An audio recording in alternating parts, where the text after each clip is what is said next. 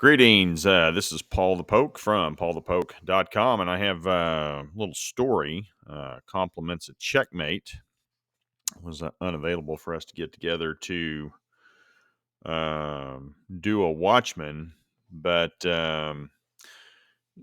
he's put together some things at valortube.com. Well, you'll have the ability to click on that link below here in a little bit. We'll get to that, but Benjamin Netanyahu has been reelected effectively, or he's been given the opportunity to form a government in Israel, and I'm starting to get a little bit of feedback from the Middle East as to what um, Israel's energy policy, regional energy policy, will be under the Netanyahu prime ministership, if you will, and what that's going to mean to the region, how it's also, frankly, going to affect the world. Um, And in light of that, holy cow, let's take a look at Ezekiel 38, verses 10 through 12. And if this doesn't just jump off the page at you, you know, I'll let y'all go to your own conclusions. Thus says the Lord God, on that day it shall come to pass that thoughts will arise in your mind, and you will make an evil plan. You, that would be Gog of Magog, leader of what is arguably modern day Russia, will say, I will go up against a land of unwalled villages. I will go to a peaceful people who dwell safely, all of them without walls and having neither bars nor gates. Emphasis here, to take plunder and take booty, to stretch out your hand against the waste places that are again inhabited, and against a people gathered from the nations who have acquired livestock and goods and who dwell in the midst of the land. Well, that's obviously modern day Israel. And the place was a waste before they re-inhabited again. And, they have livestock, some of the best dairy producing cattle on the planet, per cow. They are the best. They have goods, have a ridiculous um, Silicon Valley, if you will, tech um, capabilities. And they dwell in the midst of the land, the middle of the land. So I'm going to take a look here at Checkmate's comments, and I'm going to provide some editorial feedback as we go through this as well, with God's help. And again, this is from Checkmate, um, from ValorTube, and we do the Watchmen here at Paul the Poke. We also do some stuff on YouTube.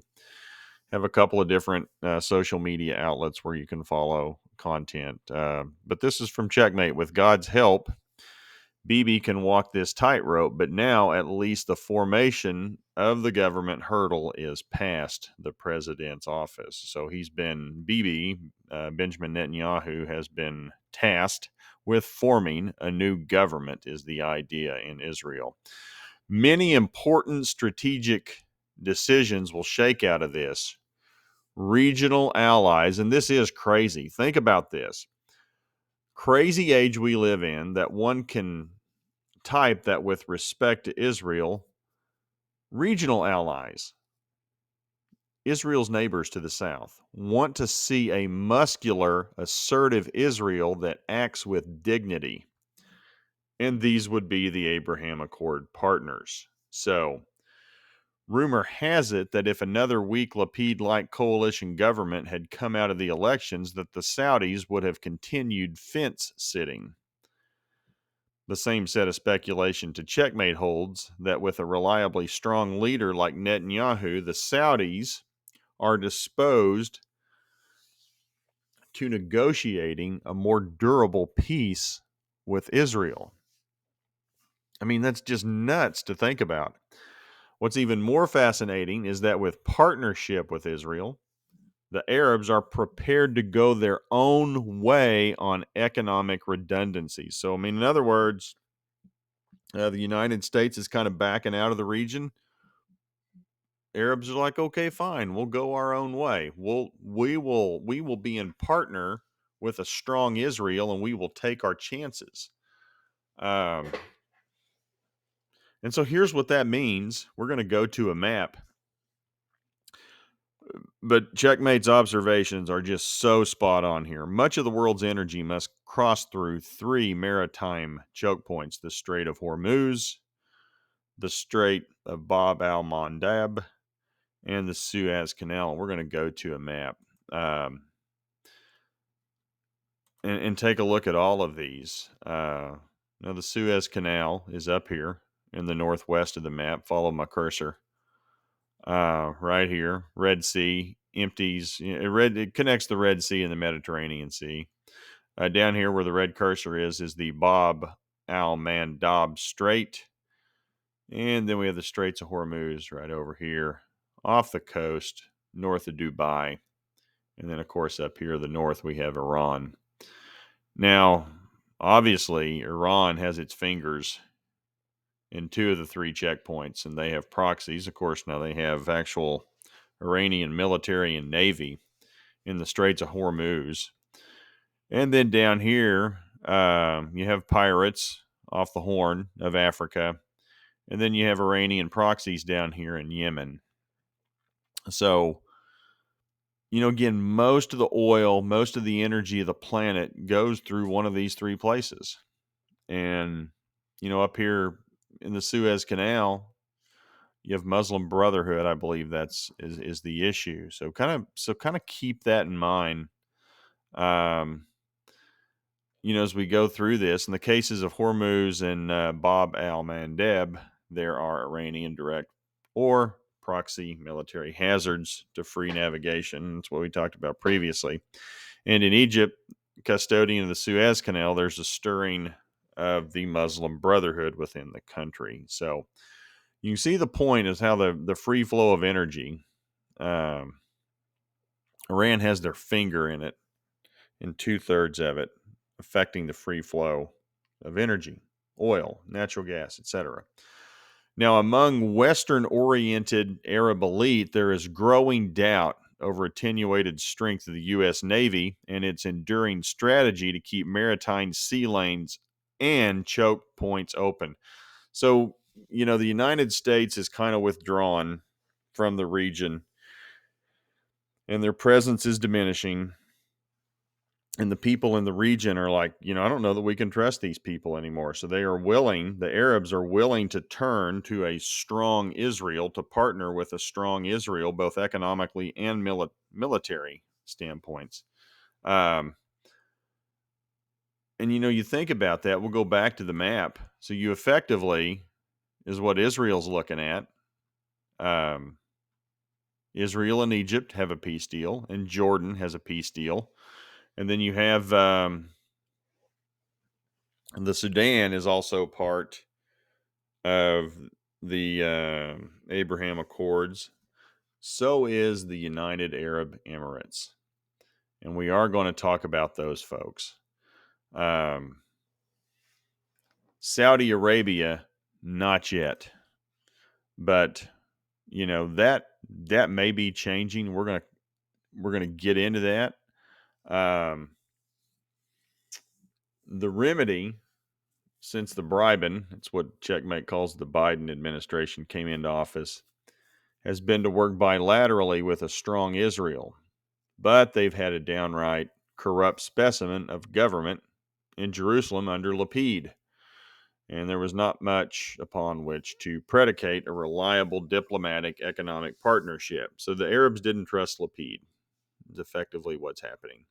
Now, Netanyahu's success, his re-election, renews a dynamic that again invites serious, durable changes to the national economic posture of all concerned. So the Arabs, again, they are more comfortable with strong Israeli leadership. Now, let that be a lesson to some of you placaters out there on the left who think we can,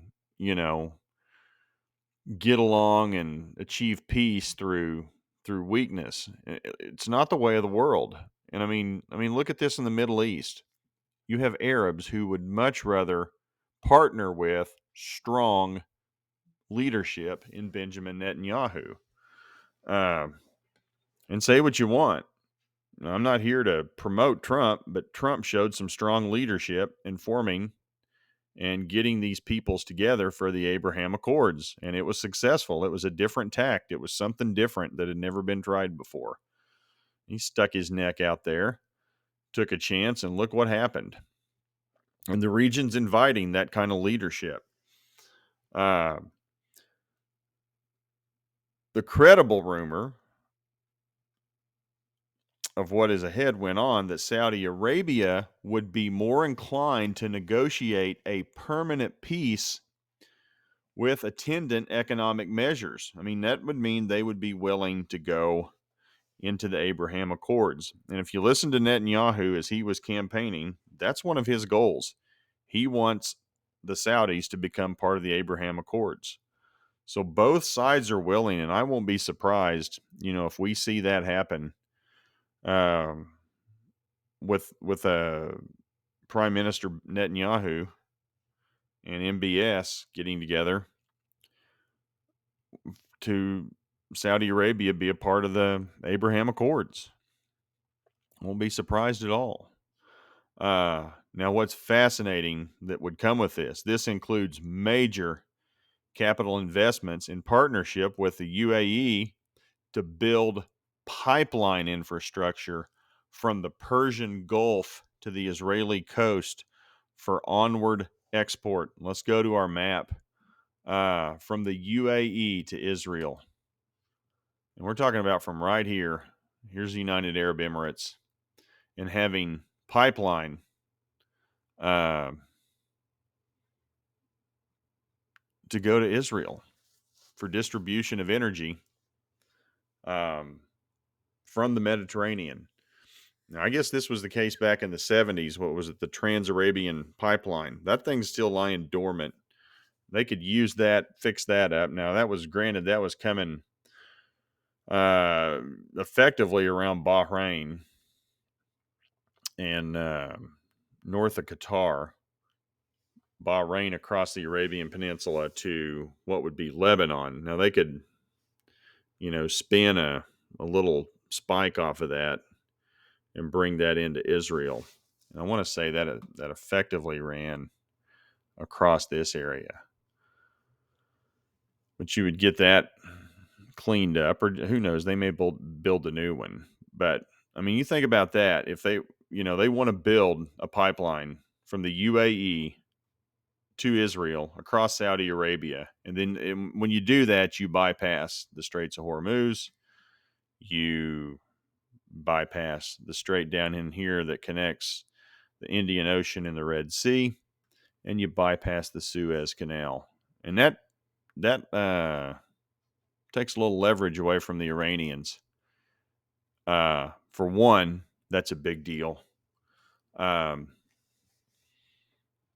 huge security benefit, and would allow for a more free flow of energy across the Arabian Peninsula. And again, this would bypass all three maritime checkpoints, diminishing the growing Iranian influence in all three places and hedge against the absence of a robust and ubiquitous U.S. Navy upholding its tacit obligation to enforce freedom of navigation in those places. I mean, and then they don't have to count, and that's the point. They don't have to count on the United States Navy and flaky leadership or inconsistent leadership from the West.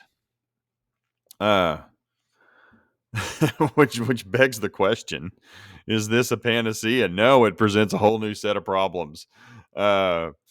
Holy cow! Can you imagine if this were to happen? Having Israeli gas online with overland energy flows. This is what's being discussed here.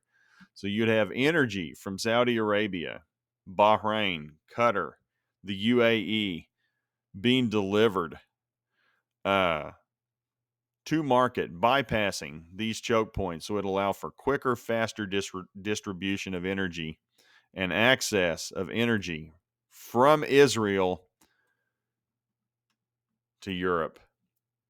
So you'd have that in combination with these gas fields out here in the Eastern Mediterranean, which are coming online, currently being shipped down to Egypt, natural gas being liquefied, transported via ship to the West is what would be the reality of energy going to Europe.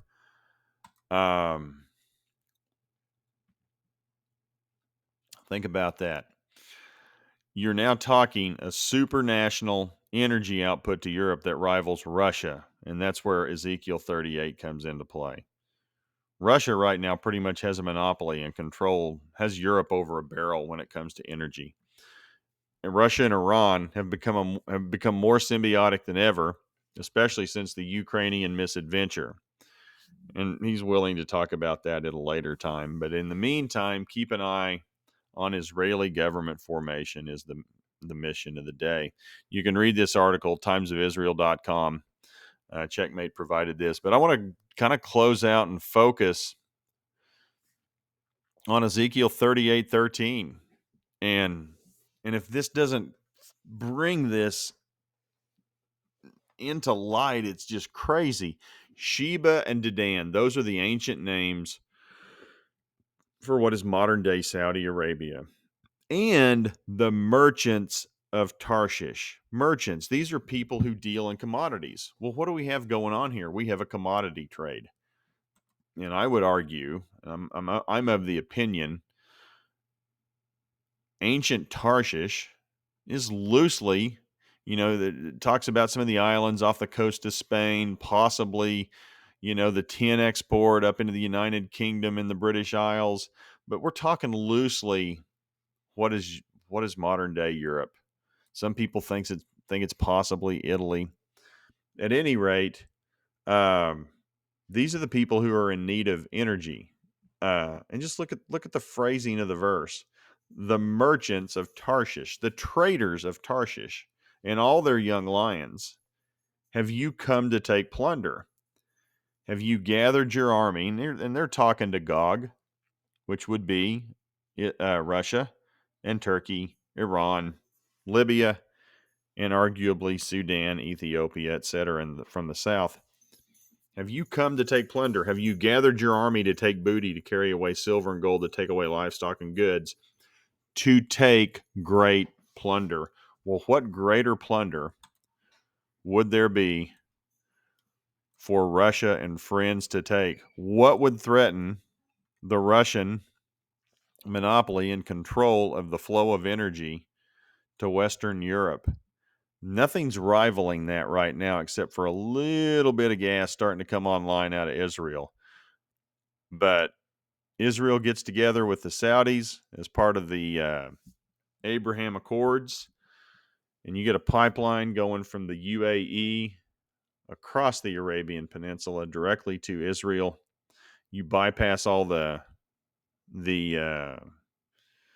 nuisance that is Iran and its proxies at these choke points.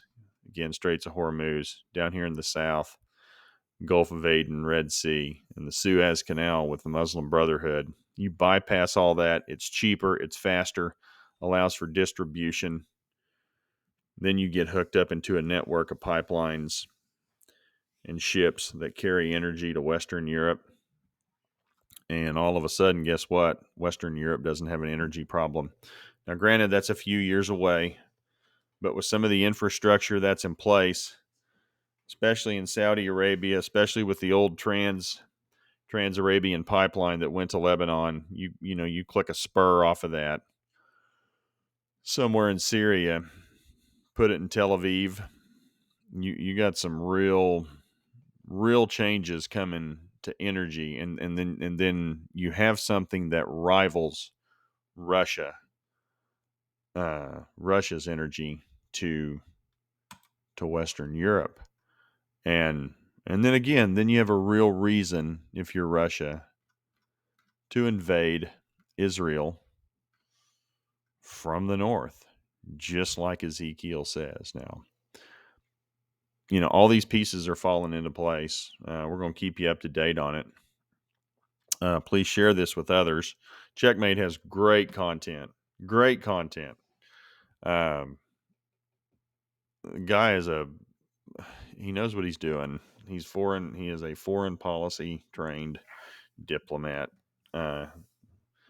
U.S. Naval War College. It's the real deal, people. You're getting real information. Highly encourage you to pay attention to it, and please share it with others. Um, and it'll be categorized under Paul the Poke, Checkmate, Ezekiel 38:39. It's under prophecy, under trend update. And for those of you who want to check out his content, at click on this link here, valortube.com. Click on it. You can see all the stuff he puts up. He puts up all kinds of stuff, a lot of diplomatic stuff and ties, and basically what he his career's been. So he's very interested in those things. If you're into the geopolitics of this stuff, couldn't recommend it more. So please take the time to follow up on what he's putting out there, and share with others. Appreciate you guys following along. If you are interested, following at paulthepoke.com, type in your email address, hit subscribe.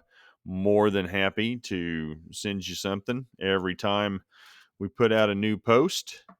Probably going to have some stuff coming out later this week on just Iran right now is in the midst of having a serious crackdown on their citizens because they don't like people challenging their authority. The mullahs and the clerics of the Shia brand of Islam are a little fed up, and so they're going to execute a bunch of people, among other things. So, at any rate, please share this with others.